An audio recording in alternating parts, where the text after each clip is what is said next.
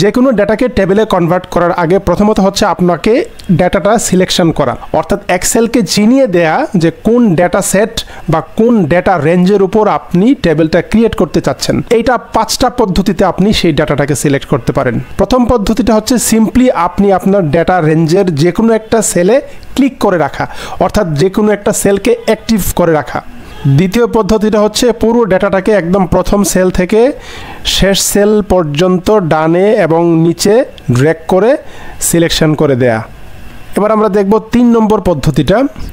3 নম্বর পদ্ধতিতে হচ্ছে আপনি আপনার ডেটা রেঞ্জের প্রথম সেলে ক্লিক করবেন, তারপর কন্ট্রোল এবং শিফট কি একসাথে চেপে ধরে রাখবেন, তারপর রাইট অ্যারোতে প্রেস করবেন এবং কন্ট্রোল শিফট এই কি দুটো প্রেস করা থাকা অবস্থায় আবার ডাউন অ্যারোতে প্রেস করবেন। তাহলে আমার পুরো ডাটাটা সিলেক্ট হয়ে গেল। এই গেল আমাদের ডেটা সিলেকশনের 3 নম্বর পদ্ধতি। 4 নম্বর পদ্ধতি হচ্ছে যে কোনো একটা সেলে ক্লিক করবেন, করার পরে কন্ট্রোল এ শর্টকাট ব্যবহার করবেন, তাহলে পুরো ডাটাটাই সিলেক্ট হয়ে গেল।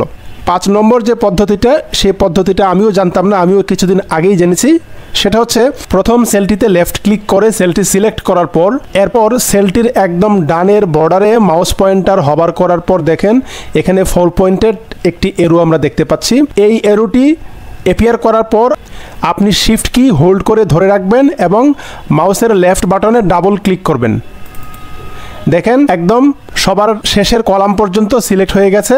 এরপর আপনি শিফট কি কিন্তু প্রেস করে ধরে রাখতেই হবে। শিফট কি প্রেস করে ধরে রাখা অবস্থায় এই সেলটির আবার একদম নিচের বর্ডারে মাউস পয়েন্টার হবার করেন। হবার করার পর দেখেন 4 পয়েন্টেড এরো আবার দেখা যাচ্ছে।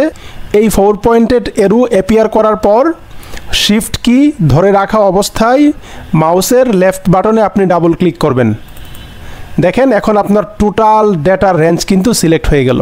তাহলে যে কোনো টেবিল ক্রিয়েট করার আগে ডেটা রেঞ্জটা সিলেকশন করার জন্য বা এক্সেলকে আপনার পুরো ডেটাটা চিনিয়ে দেওয়ার জন্য এই 5টি পদ্ধতিতে আপনি ডেটা সিলেক্ট করতে পারেন।